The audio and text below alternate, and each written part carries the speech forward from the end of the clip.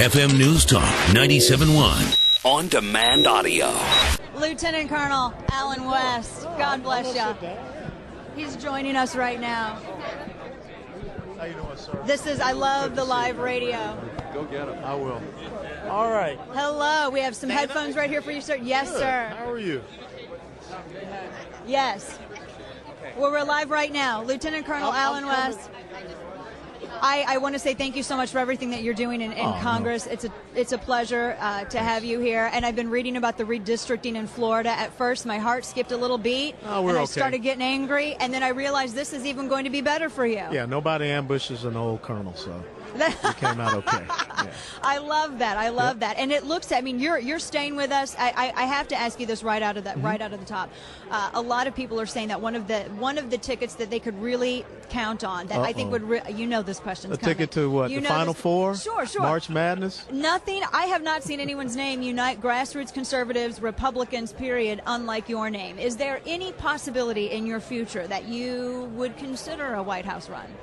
Well, that's up to God, and that's up to the people. He didn't say no. Everyone knows that. Yeah, that's not me to sit up and say something like that. That'd be very self-serving. So I serve my country, and I serve my countrymen. And if that opportunity ever comes, I got to pray about it, talk to the wife and daughters, and then we'll go forward. Well, and you have such a distinguished career. I think I consider you an American hero. I'm just going to say it right now. You're part of my fantasy presidential ticket. I've said that for a really long time. I've told everybody. They all know it. I have no illusions here. But I'd rather be on your fantasy football team, but that's okay. Well, we could make that happen as well. There's so many things, so many issues right now that voters are considering in this primary.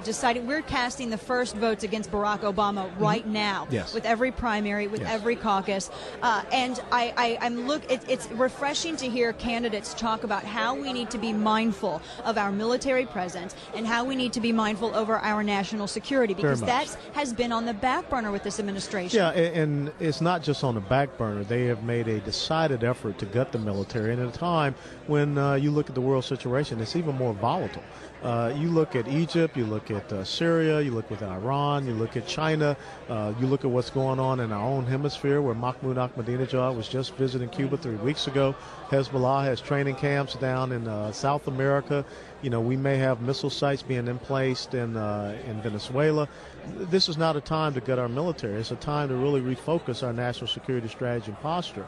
And I don't think this president gets it. So, that's why you see the policy of envy, the policy of divisiveness, because every single one of his policies has failed, especially his domestic policy. Yes, and we've seen him, as the phrase is, leading from behind when it concerns the Arab Spring, and we see the it's not an Arab. It's an Arab winter. It's an Arab nightmare because a year ago when we asked for Hosni Mubarak to step down, people were talking about the concerns of the Muslim Brotherhood. Now you fast forward a year later, the Muslim Brotherhood has about 75 to 78% control of the Egyptian parliament, and we got 19 Americans that are being detained in Egypt. Yeah, and this was a party the quote-unquote party that had been outlawed in Egypt. Absolutely. They were the ones who killed Anwar Sadat. So for people in this administration to say that they can work with the Muslim Brotherhood, people are just being alarmists, that once again shows that they have no desire to really make the hard decisions.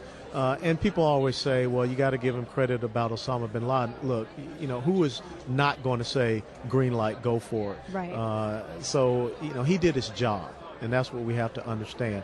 The men and women that are on those helicopters were the ones we have to be so thankful about. Absolutely. So, our debt to GDP ratio is upside down. The debt continues to grow.